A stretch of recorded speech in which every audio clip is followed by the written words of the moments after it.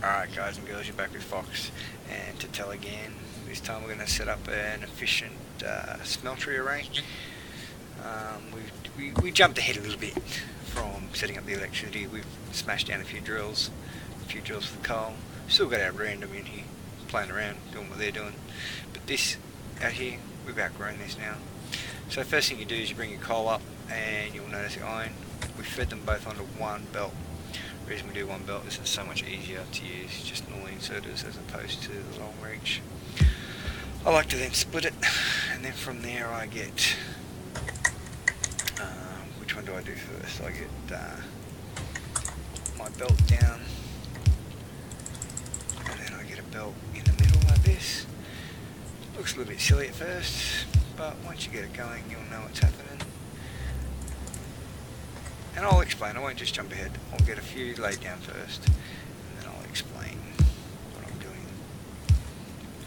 Now, as you know, stone furnace is 2x2. The steel furnace is 2x2, but the electric is 3x3. So what we're doing today is we're going to plan on when we have to upgrade to electric.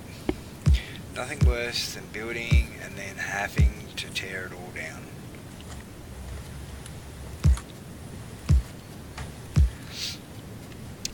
This one I do it what I call modular, meaning that I can build multiple of these side by side and just keep feeding it.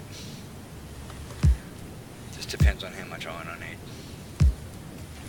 So as you can see, one space in between each allows me to upgrade later on.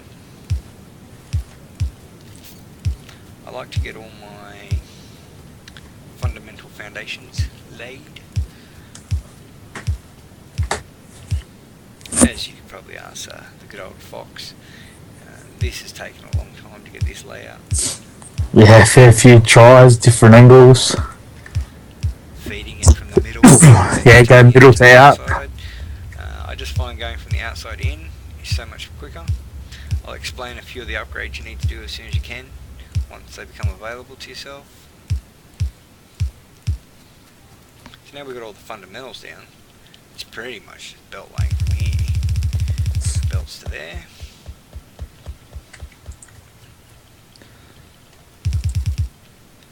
And the belts to there.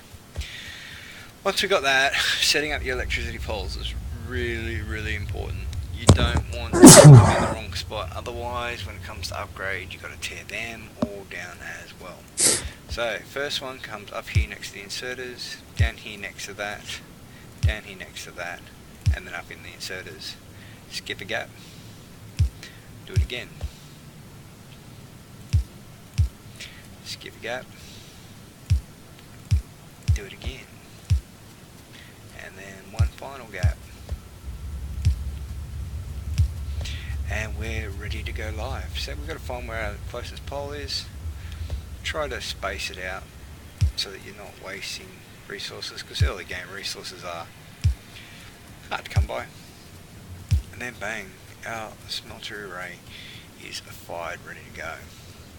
So now key points to look at upgrading. First thing you may or may not have noticed is that we've only got two of the lines moving and two of them are staying still.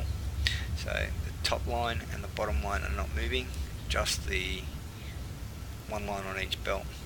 Ways you can go about speeding it up is when you get logistics 2, turn this one here that I'm hovering to a red and this to a red, and that'll start pulling from both sides really consistently.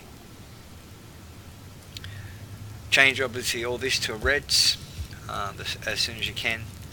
With this over here, we don't need to change this one here to reds, but we do need to change this middle belt system to reds as soon as we can.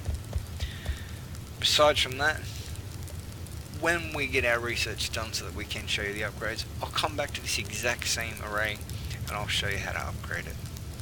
Until then, this is an efficient smeltery array. See you later.